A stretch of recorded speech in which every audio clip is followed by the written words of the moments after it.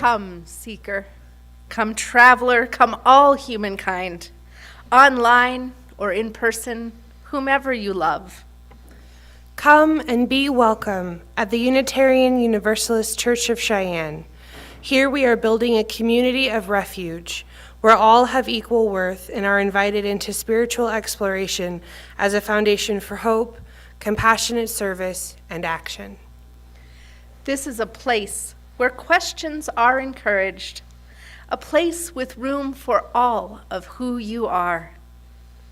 This is a place full of works in progress, a place for being human together. Welcome. It is good to be here. Settle in and exhale. This is a time for community.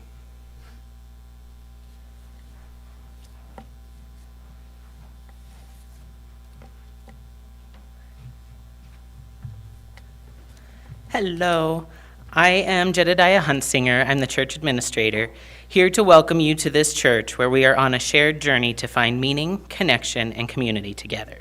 If you are new to us, please fill out a welcome card. They look like, well, maybe, they look like this. Located in the back of your pew, and drop it in the offering basket so we can share information about our activities and help find what nourishes your spirit here. There are also note cards in the back of your pew for writing your joys and sorrows for the pastoral prayer. We pass a square basket during the offering to gather these. Write your name or remain anonymous. You can write "Do Not Share" on the card if there's something you want held in care by our minister and pastoral care team, but not spoken aloud. Many activities and events happen each week in this community. Here are a few coming up soon.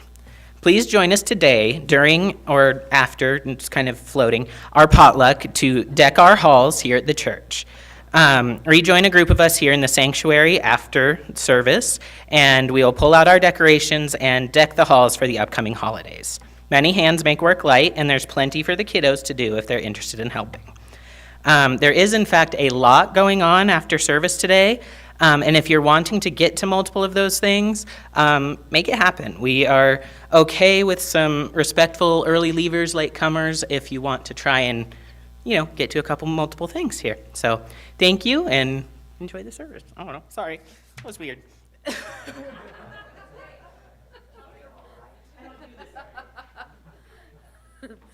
Thank you, Jed. And now for our offering.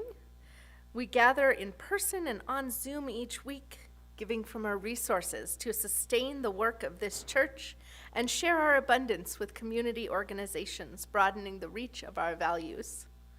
You can find the text to give number in your order of service or use your Realm app for electronic giving.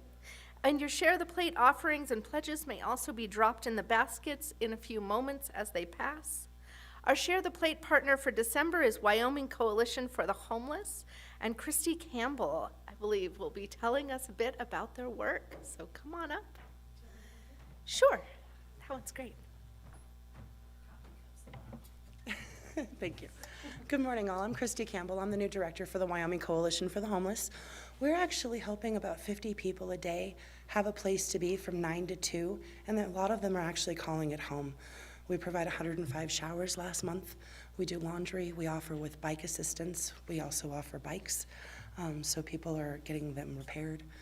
We served 1,600 meals last month alone, and we're steadily growing. About every week we're seeing anywhere between 2 and 5 new people, and the same amount of returning participants as well. 3 months ago, we were servicing anywhere between 3 and 15 people, and now we're seeing upwards of 200 coming through our doors every single week, about 50 a day. So it's pretty huge, the impact that we're having, and the community is just embracing us, and because we're growing, the resources aren't going as far as they used to, so I'm here to ask you for your help to help me serve those 50 people who walk through my door every single day. They're cold. They're needy, there's a lot of mental health issues, and they're all just trying their best to get through their day. And I'm able to offer a sanctuary for 5 hours every single day for them to be able to stay warm, be fed, and get clean. We also do laundry twice a week. If you guys have any questions, I'm happy to answer. I'm still very new in my position and not very great at public speaking. So, do you guys have any questions about our organization?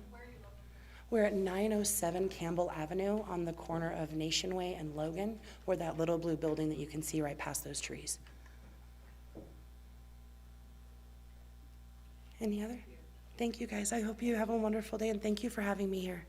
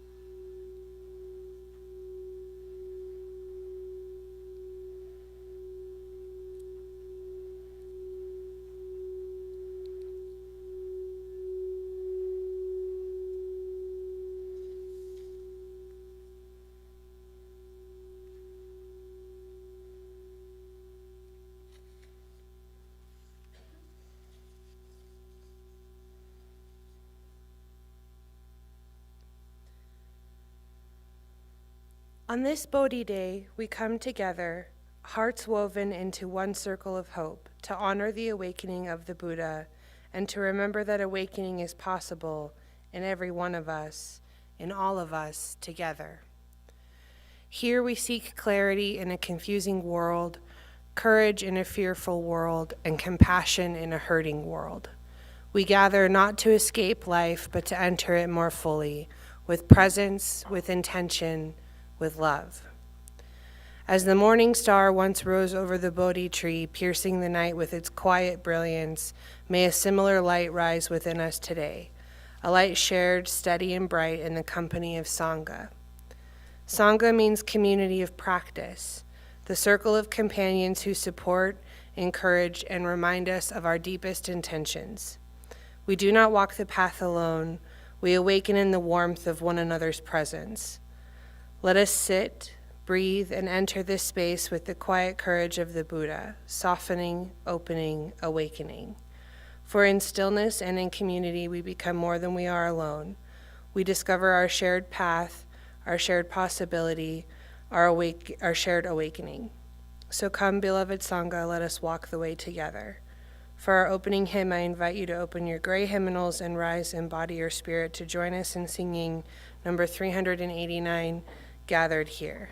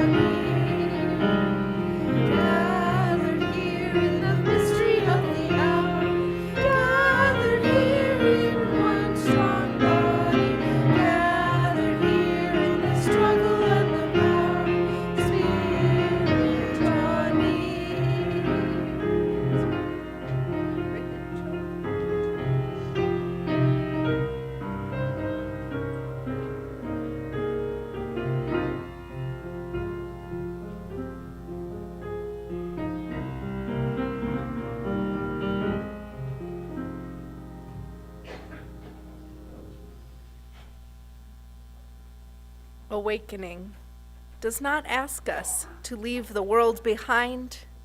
It invites us to enter the world more fully, with clear eyes, a steady presence, and an open heart. The Buddha's enlightenment was not the achievement of a superhuman state. It was a deep recognition of what is true for all beings. Everything is connected. Everything changes. And compassion is both our refuge and our responsibility. In our own lives, awakening appears in small, luminous moments. When we pause before reacting. When we listen deeply instead of assuming. When we choose kindness over convenience. Rohatsu reminds us that awakening is not an event of the distant past. It is a possibility that lives within each breath, each choice, each act of love. And so, with our chalice lit, may its flame remind us of the light of enlightenment, the quiet, steady radiance that shines in every being, guiding us toward wisdom, compassion, and the awakening of the heart.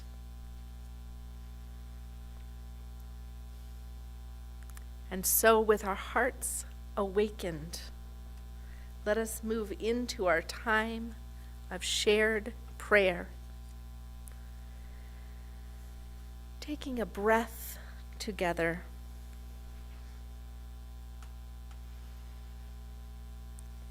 Remembering always that we join together each week to be a support to one another, to help us in hard times, to be with us in the celebrations of our lives, to dwell together in the wonder and the mystery of this magnificent and ever-changing life. Today, we offer prayers for so many things.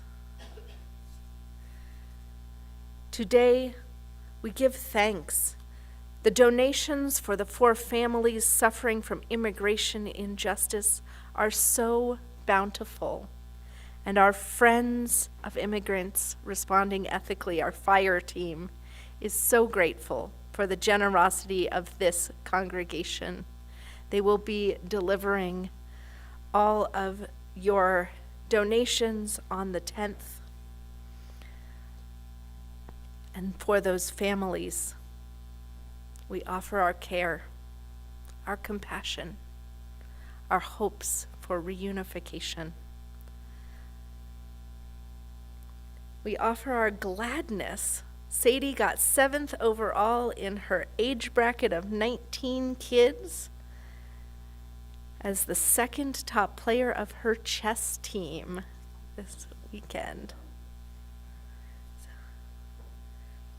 We also leave room for care, for concern, for sadness. Trevor Smith has been struggling with a mystery health concern. Let us offer our good thoughts that we can figure out what this is and treat it. Thank you for sharing. And we hope that that journey will not be so long.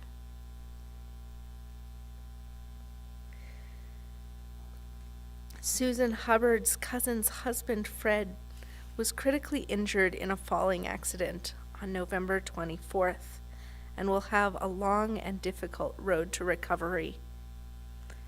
Let us keep Fred in our prayers.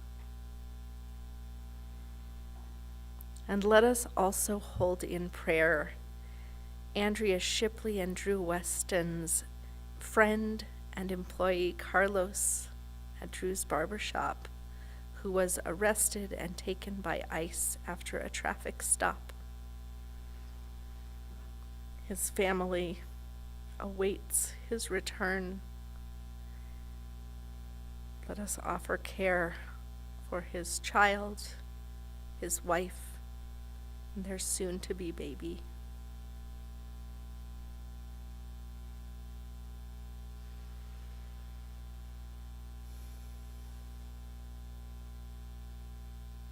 And in this time of turning, as the snow falls, bringing with it both peace and some slipperiness, let us offer a general care for all those who need to be out and about, that you maintain your balance on the ice as well as in life. For this reminder, we give thanks for the ever-changing earth and hold room in our hearts for the joys as yet unshared and the sorrows too tender to be spoken aloud. Here, in this sanctuary, may we find peace and comfort and community which enfold us each and every week. Amen, and blessed be. And we now come to that time in our service where if the young or the young at heart wish to join us on the chancel, we invite you to share in the leadership of speaking our covenant in unison before our time for all ages. The words to your covenant may be found on the inside cover of your order of worship.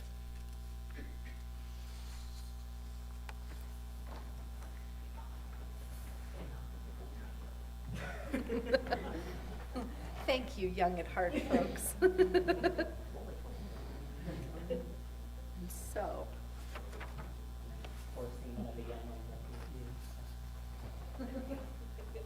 thank you for being willing to be young at heart today, Yvonne. We begin. Love is the spirit of this church, and service its cause. This is our covenant, to dwell together in peace, to seek truth, and to help others. And now I think Michaela is going to tell us a little bit about Bodhi Day.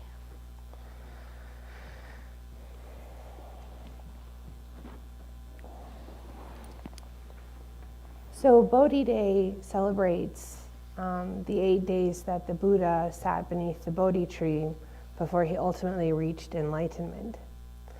So we're going to tell the story of Buddha's awakening. A long, long time ago, 2,500 years ago, in a quiet forest in India, a young man named Siddhartha sat beneath a large, beautiful tree. The tree's leaves shimmered in the evening light, and its branches spread wide like open arms. Siddhartha had been searching for understanding for many years. He had tried many difficult practices, going without food, pushing his body very hard, studying ancient teachings. But none of those things helped him understand why people suffered or how they could be truly happy. So one evening, he made a brave and simple decision. He said to himself, "I will sit down beneath this tree, stay still and look deeply into my own heart. I won't get up until I understand the truth." And so he sat. He sat as steady as a mountain. He breathed as softly as a summer breeze. And because he was so peaceful, the animals gathered around him. A deer rested nearby. Birds fluttered down from the branches. Even a tiny mouse came to nibble a seed near his feet. They sensed his kindness, and they were not afraid. As night fell, Siddhartha closed his eyes. He began to notice everything happening inside of him. He felt fears. He felt worries. He remembered sad moments and happy moments. All of these thoughts and feelings drifted through his mind like clouds moving across the sky. Instead of pushing them away, he simply watched and let them go. And then Siddhartha had his big first understanding. Everyone has hard times. Everyone feels hurt sometimes. That's just part of being alive. Then he noticed something else. Sometimes we hold on too tightly. We cling to the things we want. We cling to the things we don't want to lose. And that holding on can make our hearts hurt even more. As he breathed quietly, he felt his heart soften. He felt space inside of himself, and he knew when we let go a little, when we breathe and soften, our hearts can feel peaceful again. Finally, he understood something like a path opening before him. There is a way to live with kindness and wisdom, a way of noticing, breathing, helping others, and being gentle with ourselves. These 4 understandings would later be called the 4 Noble Truths, but to Siddhartha, sitting under the tree, they felt like 4 gentle lanterns lighting the way. As the night grew deeper, a small voice of doubt whispered inside him, "You can't do this. You're not strong enough." But Siddhartha didn't give up. He calmly reached down and touched the ground with his right hand. This meant, "I belong here. The whole earth supports me."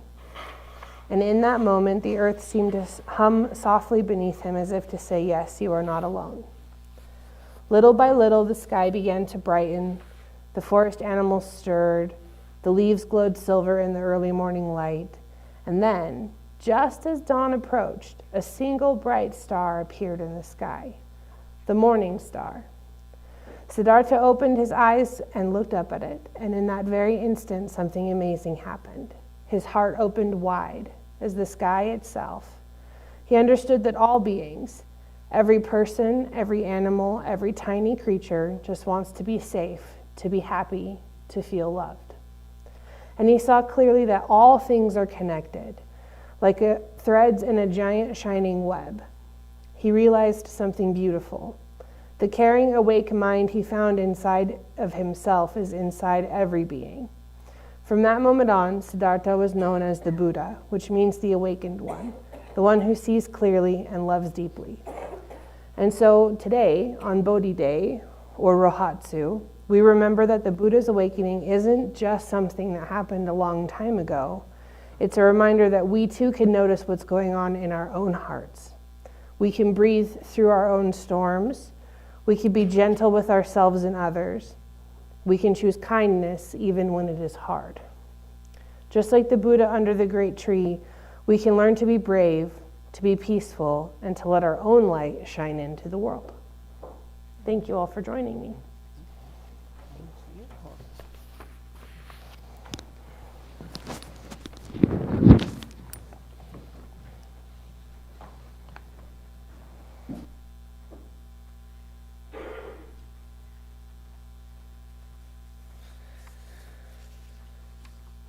So today, we're going to share a short 5-minute period of sitting inspired by the Soto Zen practice. In Soto Zen, sitting meditation, or Zazen, is a way to rest fully in the present moment and cultivate awareness, clarity, and compassion. You do not need to have any particular doctrine or have any special skills to participate. You do not need to do anything special. This is simply a chance for you to notice your body, your breath, and the world as it is right here, right now. We will sit together as a Sangha, a community of practice, supporting one another in presence and attention. Please find a comfortable position in your seats. Wiggle if you need to get comfortable. There are also cushions at the back of the sanctuary if you'd prefer to sit on those. Keep your back upright but relaxed. Let your hands rest in your lap, or you can make the Cosmos Mudra. The Cosmos Mudra is a hand gesture in Soto Zen and other Buddhist traditions used during meditation or ceremonial practice. In this mudra, the hands are placed in the lap, palms up. The right hand rests on the left hand. You align the center of your middle fingers together like this. And the tips of the thumbs lightly touch, forming an oval. This shape symbolizes wholeness, unity, and the interconnection of all things, the vast cosmos held within a single moment of awareness. It reminds the practitioner that we are a part of something greater than ourselves, and that our individual mind is inseparable from the world around us. It is often used during Zazen to cultivate calm, focus, and a sense of belonging in the present moment. If it feels comfortable, you can lower your eyes or close them. Let your shoulders and jaw soften and your body feel grounded. So we will invite the bell 3 times to begin our sitting session. We will invite it once to end the session. We're going to begin with a bow to each other. We'll ring the bell. We'll sit for 5 minutes. We'll ring the bell again to end our session, and then we will all bow together. Any questions before we begin? Okay.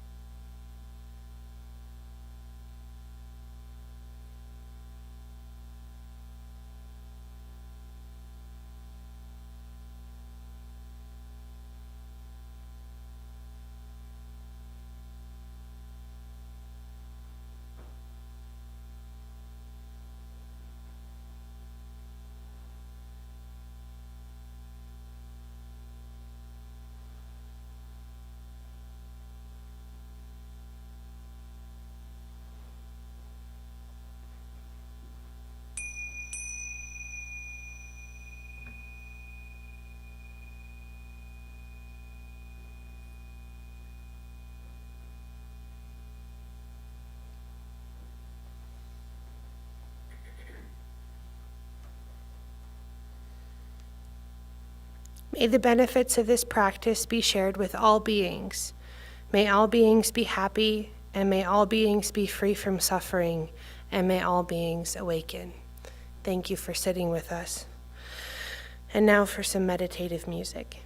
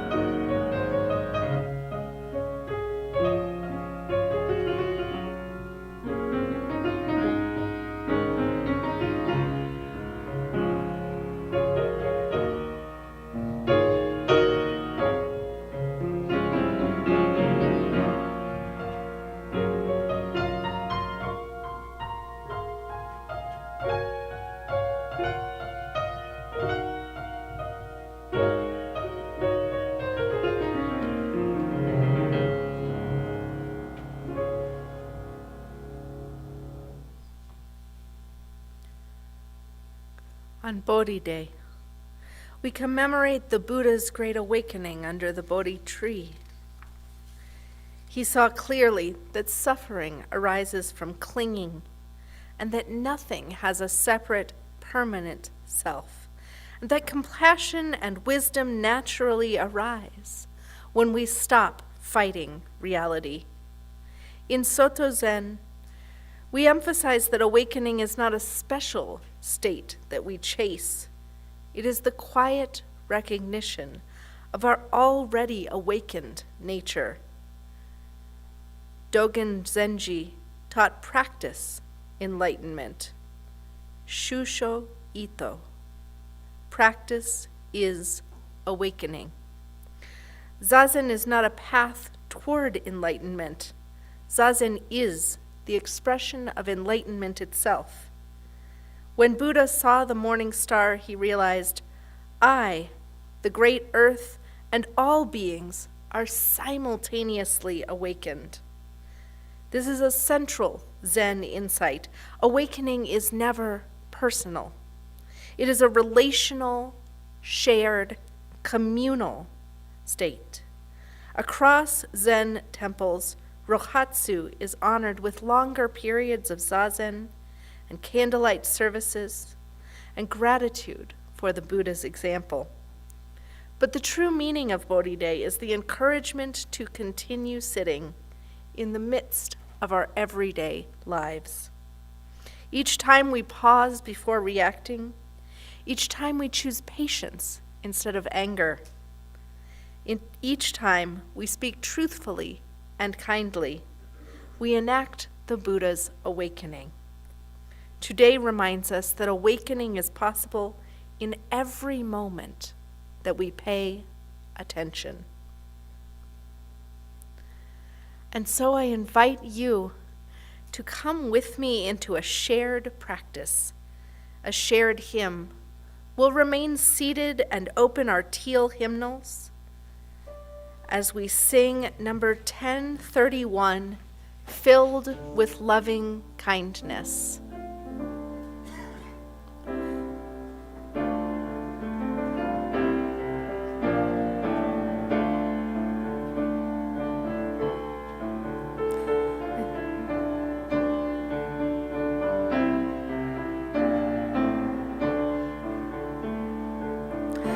May I be filled with loving kindness. May I be well. May I be filled with loving kindness. May I be well. May I be peaceful and at ease. May I be whole, and may you be filled with loving kindness. May you be well. May you be filled with loving kindness. May you be well. May you be peaceful and at ease. May you be whole, and may we be filled with loving kindness.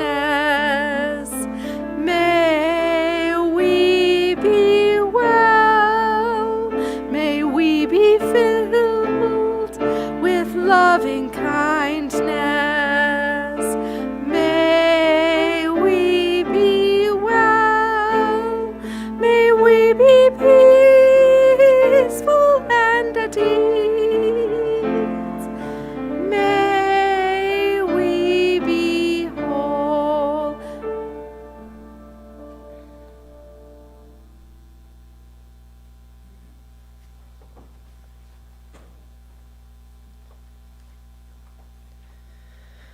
Today we gather to honor Rohatsu, also known as Bodhi Day, the day Buddhists commemorate the enlightenment of Siddhartha Gautama, the Buddha. And whether we see this story as history, metaphor, or spiritual poetry, it offers something meaningful for us today, a vision of what awakening might look like in our own modern, complicated lives.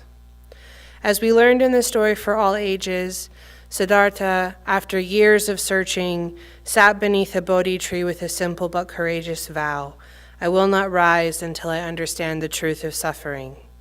He did not say, I will not rise until I become perfect, or until I escape the world, or until I become someone special. He said he would sit until he understood suffering, and through that understanding, find a way toward freedom. As the night unfolded, Siddhartha was visited by Mara, the symbolic embodiment of fear, temptation, and doubt. Mara whispered, "You are not strong enough. You are not worthy. You're wasting your time. Give up." If that voice sounds familiar, it's because it lives within us too. It's the voice that tells us we're too small to make a difference, the voice that says our efforts do not matter, the voice that says we're too tired, too broken, too late. But Siddhartha didn't fight these thoughts. He didn't argue with them or chase them away. Instead, he looked at them calmly and steadily and let them dissolve like mist. And in that profound stillness, as the morning star appeared in the sky, something awakened in him. He saw that everything is connected, that everything changes, and that compassion is not a luxury, but the very essence of freedom. In that moment, he became the one we call the Buddha, the awakened one. So what does this ancient story mean for us today? We may not sit under a tree all night, but we all know suffering. We know loss. We know anxiety. We know the ache of wanting to help in a world filled with injustice and conflict. We know the challenge of being present with people we love, especially when they too are hurting. Rohatsu teaches us that awakening is not a supernatural event reserved for special people. Awakening is seeing clearly. Awakening is living with compassion. Awakening is understanding that none of us are separate from the web of life. The Buddha's realization wasn't I alone have awakened. It was I, the great earth, and all beings are intimately connected, and we awaken together. This is an insight our Unitarian Universalist tradition resonates with deeply. Our belief in the inherent worth and dignity of every person, and our understanding of profound interdependence. In a UU context, awakening has many forms. It may look like ethical clarity, knowing what matters and choosing it again and again. It may look like emotional honesty, recognizing our fears, joys, and sorrows without denying them. It may look like courageous compassion, seeing the suffering of others and responding with tenderness instead of turning away. It may look like social responsibility, standing up for justice because we understand that our liberation is bound with the liberation of others. Awakening does not mean that we never feel anger or grief or confusion. It means we don't let them harden our hearts. It means we learn to respond instead of react. It means that we remember that every person we meet is carrying their own invisible burdens. Rohatsu isn't just a celebration of a moment that happened 2,500 years ago. It's an invitation to ask ourselves, what is awakening calling me to today? Maybe awakening calls us to, in a moment of breath, taking a moment of breath before sending an angry email, in the courage to apologize and repair a relationship, in the willingness to listen deeply to someone who thinks differently than we do, or in the commitment to act for justice even when the path is long. Sometimes awakening is gentle, like a kind word that changes the tone of an entire day. Sometimes awakening is fierce, like standing up when no one else will. Sometimes awakening comes from quietly noticing our own pain instead of hiding it, and offering ourselves compassion instead of criticism. We live in a world that desperately needs awakened people, a world where it is easy to be overwhelmed, to be shut down, or to be turned away. But Rohatsu reminds us that even in the darkest part of the night, the morning star still appears. Awakening is not about becoming perfect, it's about becoming present. It's about remembering that we belong to one another, and it's about choosing love again and again in a world that often forgets love. And now please rise, embody your spirit, and join us in our sung response, number 1009, Meditation on Breathing, which is in your teal hymnal. We'll go through it 3 times.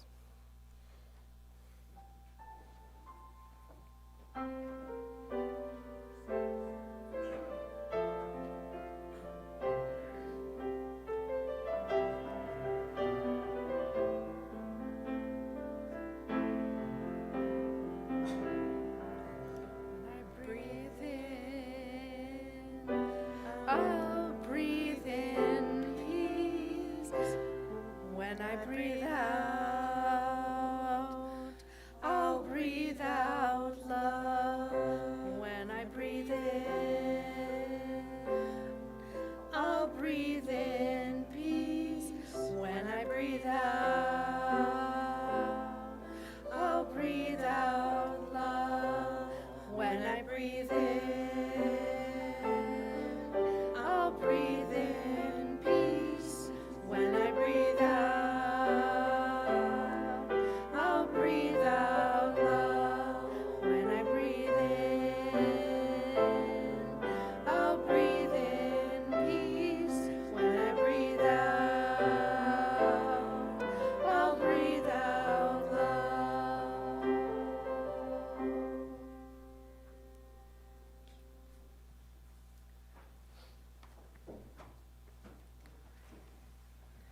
So please remain standing as we extinguish our chalice flame, speaking together the words printed in your order of service. We extinguish this flame, but not the light of truth, the warmth of community, or the fire of commitment. These we carry within our hearts until we are together again. So on this Rohatsu, we invite you to consider, where can I bring more compassion? Where can I practice more presence? Where can I soften or speak up or listen more deeply? Where can I awaken even just a little? The Buddha touched the earth as his witness. Today we touch our lives as our witness, our relationships, our communities, our world. May each of us in our own way find the courage to awaken. May we be gentle with ourselves as we learn. And may our awakening ripple outward, a light in the winter darkness, a light for one another, a light for the world. Go in peace, and thank you for your practice.